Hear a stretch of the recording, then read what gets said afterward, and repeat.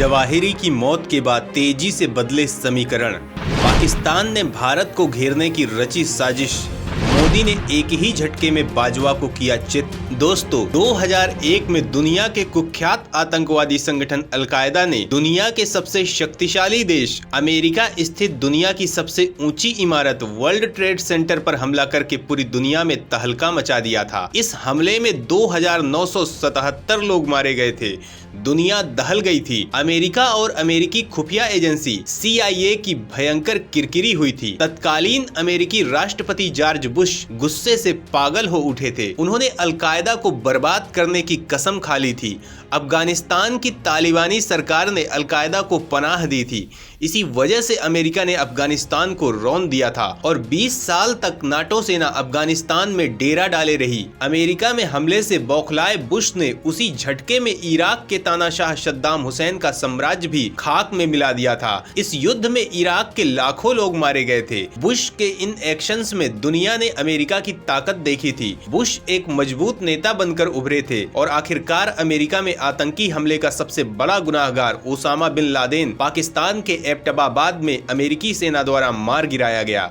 लेकिन 2001 में शुरू हुई वो लड़ाई आज भी खत्म नहीं हुई है। ये जंग आज भी आतंकवादियों और अमेरिका के बीच जारी है। आप सोच रहे होंगे कि आखिर अमेरिका जैसा ताकतवर देश आज तक इन आतंकी ग्रुप्स को पूरी तरह से मिटा क्यों नहीं पाया। अमेरिका की ताकत के आगे ऐसे आतंकी संगठन इतनी देर तक कैसे बचे हुए हैं। इन आतंकी संगठनों के पीछे किसकी ताकत काम कर रही है। तो दोस्तों, आपको ये जानना बहुत जरूरी है कि दुनिया में अमेरिका और रूस में सुपर पावर बनने के लिए जंग लंबे समय से जारी है। दोनों ही मुल्क बेहद ताकतवर हैं और अपनी ताकत के दम पर दोनों एक दूसरे को झटका देते रहते हैं। अमेरिका रूस से इतना खौफ खाता है कि उसने रूस को बर्बाद करने के लिए हर तरह की ताकत का इस्तेमाल किया। कई आतंकवादी संगठनों को उसने खुद तैयार करवाया जिससे रूस को काउंटर और तबाह किया जा सके। अमेरिका ने ही साजिश करके सोवियत यूनियन का विघटन कराया था। व्लादिमीर पुतिन के आने के बाद रूस मजबूत होकर उभरा और उसने अमेरिका को एक नहीं कई झटके दे दिए। अमेरिका के खिलाफ दहशत फैला रहे इन आतंकी समूहों को रूस की KGB का बैक सपोर्ट रहता है। ऐसा आरोप कई बार अमेरिका रूस पर लगा चुका है। और दोस्तों, ये तो कोई भी इंसान समझ सकता है कि अमेरिका जैसे देश के खिलाफ हमला करने की हिम्मत बिना किसी दमदार सपोर्ट के कोई नहीं कर सकता है। और यही वजह है कि अमेरिका आज तक अलकायदा का खात्मा नहीं कर पाया है। अभी हाल में ही अमेरिका ने अलकायदा चीफ अल जवाहिरी को ड्रोन हमले में मार गिराया।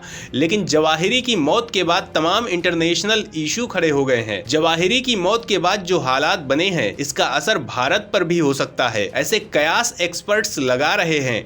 जवाहिरी के मरने पर भारत पर क्या असर पड़ने वाला है। पाकिस्तान को फायदा होगा या नुकसान। चीन का पारा क्यों हुआ हाई, वहीं तालिबान पाकिस्तान का खून पीने को क्यों है तैयार। दोस्तों, इन सवालों का जवाब जानने के लिए वीडियो को अंत तक देखिए, आपका दिमाग हिल जाएगा। पाकिस्तान का उल्टा पड़ा दाव। अब तालिबान बाजवा की मरोड़ेगा गर्दन। जिगरी चीन भी पाकिस्तान को रौंदने को तैयार।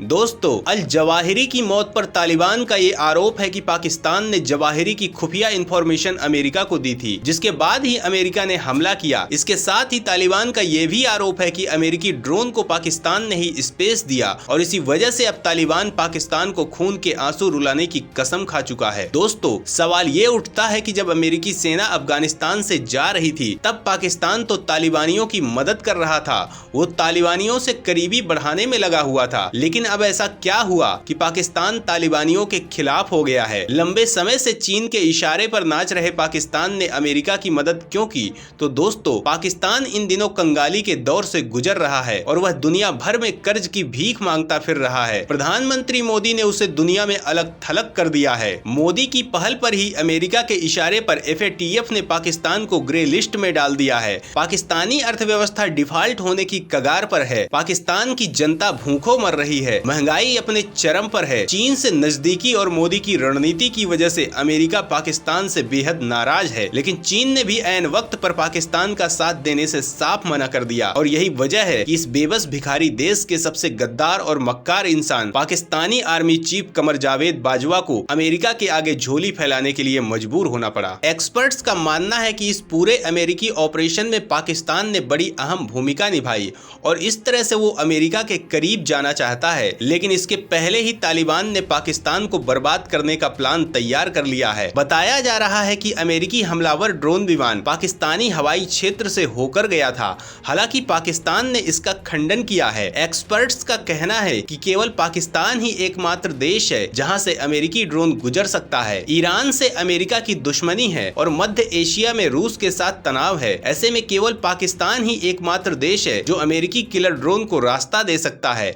यह तर्क इसलिए भी महत्वपूर्ण है कि पाकिस्तान और तालिबान के बीच रिश्ते इन दिनों बहुत ही खराब दौर से गुजर रहे हैं। पाकिस्तान ने तालिबान के अफगानिस्तान पर कब्जे के समय उसे खुलकर समर्थन दिया था और उसके आतंकियों को अपने यहाँ शरण दी थी। अब तालिबान ने टीटीपी के साथ गठजोड़ कर रखा है और उन्हें शरण दिया है, जो पाकिस्तानी सेना पर खूनी हमले करते रहते हैं। वहीं तालिबान अब भारत के साथ भी नजदीकी बढ़ा रहा है। इन सभी से पाकिस्तानी निजाम खुश नहीं था। वहीं जब अमेरिका ने लादेन को एबटबाबाद में घुसकर मारा था, तब पाकिस्तान के साथ उसके रिश्ते बेहद खराब हो गए थे और इसीलिए पाकिस्तान जवाहिरी की जासूसी करके अपने खराब रिश्तों को पटरी पर लाना चाहता है। इससे उसे कितना फायदा होगा ये तो वक्त बताएगा, लेकिन इस पूरे मामले में गद्दारी का जो किस्सा है वो जानकर आप हैरान हुए बिना नहीं रह पाएंगे। सवाल ये उठता है कि पाकिस्तान को जवाहिरी का ठिकाना पता कैसे चला, गद्दारी के लिए पाकिस्तान ने कैसे खेला खेल। तो दोस्तों, तालिबान का हिमायती बनकर पाकिस्तान ने उसे विश्वास में ले लिया।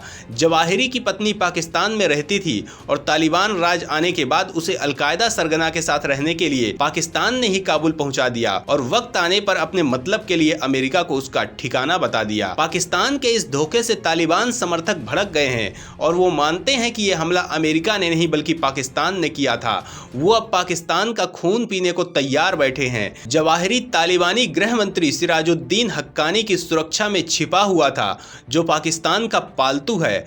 आईएसआई ने ही हक्कानी नेटवर्क को खड़ा किया था। बताया जा रहा है कि इस हमले में हक्कानी के बेटे और रिश्तेदार की भी मौत हुई है। अब हक्कानी के रिएक्शन पर दुनिया की नजरें टिकी हैं। तो दोस्तों, पाकिस्तान के लिए आगे कुआं पीछे खाई वाली स्थिति है। अमेरिका के करीब जाने से उसका जिगरी दोस्त चीन भी खामोश नहीं बैठेगा। तो पाकिस्तान ने एक साथ इतने दुश्मन खड़े कर लिए हैं जो उसकी बर्बादी को बेचैन है और इन सबके पीछे मोदी की मजबूत रणनीति है। आप सोच रहे होंगे कि इससे मोदी का क्या वास्ता, ये तो पाकिस्तान तालिबान का मामला है। तो दोस्तों, प्रधानमंत्री मोदी ने ही पाकिस्तान को एफएटीएफ की ग्रे लिस्ट में डलवाया था, जिसके बाद उसे मांगे भीख नहीं मिल रही है और इसी छटपटाहट में उसने ये कदम उठा लिया।